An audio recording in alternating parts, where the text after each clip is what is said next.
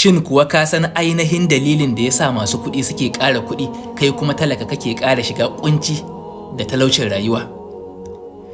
Matsalar guda ɗaya ce tak, shine daidaito da ɗorewa, wato consistency.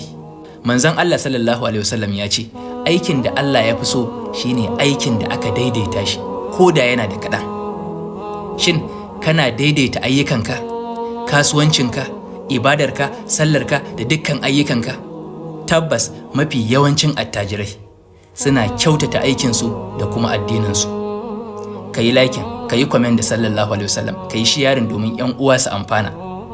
Zan baka wata muhimmiyar addu'a wacce za ka fita daga cikin ƙuntatawar rayuwa sannan Allah ya yarda da al'amuranka. Addu'a ce wadda Annabi Yunus ya yi a lokacin da kifi ya haɗiye shi. Allah ya fidda shi daga cikin wannan masifa. Ana wurdin la ilaha illa anta subhanaka inni kuntu minaz zalimina. Kafa 1000 ake a kowane dare har na kwana 7, albarkacin Annabi da Alƙur'ani. Allah zai yaye maka dukkanin kuncin rayuwa. Allah ya bar mu da san manzon Allah sallallahu alaihi wasallam.